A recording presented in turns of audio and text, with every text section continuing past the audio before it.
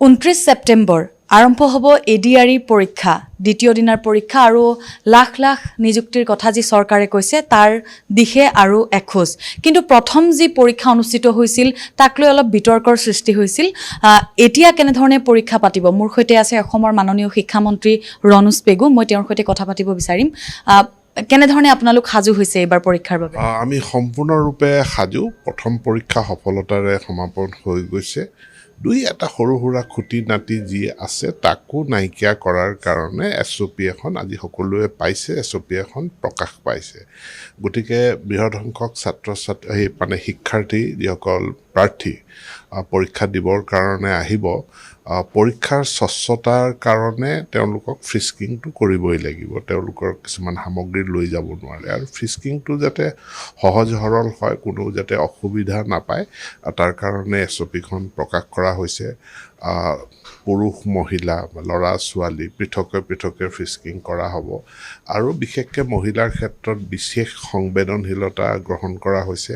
গতিকে আমি আশা কৰ্মী অংগনবাদী কৰ্মী সহায়িকা মানে মহিলা আৰক্ষীটো থাকিবই মহিলা আৰক্ষীক সহায় কৰাৰ কাৰণে আশা কৰ্মী আৰু অংগনবাদী কৰ্মী তেওঁলোকৰো সহায় লোৱা হ'ব যিটো পৰিকল্পনা হৈছে খুব সুন্দৰভাৱে নিখুঁতভাৱে পৰীক্ষা পৰিচালিত হ'ব বিগত পৰীক্ষাটোত আমি দেখিছিলোঁ যে সামাজিক মাধ্যমতো যথেষ্ট চৰ্চা হৈছিল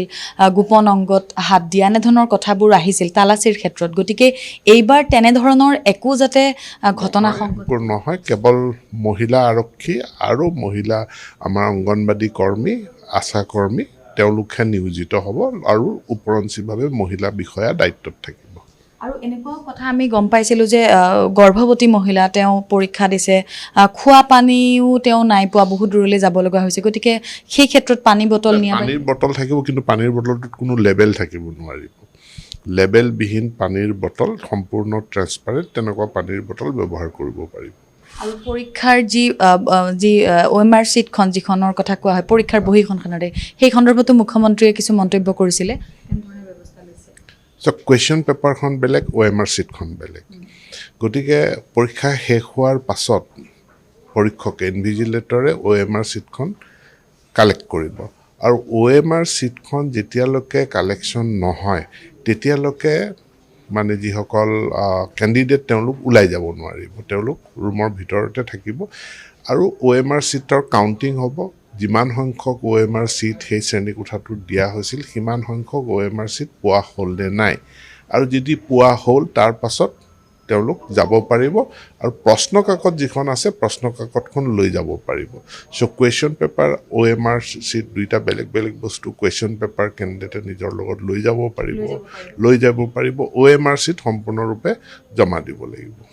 তাৰ লগতে আমি দেখিছোঁ মুখ্যমন্ত্ৰী হিমন্ত বিশ্ব শৰ্মাই তেওঁৰ ফেচবুকতো কালি এখন বৈঠক অনুষ্ঠিত কৰিছিলে যথেষ্ট তেওঁ এই সামাজিক মাধ্যম বা বাতৰি প্ৰচাৰৰ ক্ষেত্ৰতো কিছু তেওঁ উৰা বাতৰিও প্ৰচাৰ হোৱা বুলি কৈছে আগৰ যিটো পৰীক্ষা হৈছিল গতিকে এই ক্ষেত্ৰত কেনেধৰণে ব্যৱস্থা ল'ব মানে যিখন ধেমাজি জিলাৰে যিটো মানে OMR চিট লিক হোৱা বুলি যিটো নিউজ আহিলে বা প্ৰশ্নকাকত লিক হোৱা বুলি নিউজ আহিলে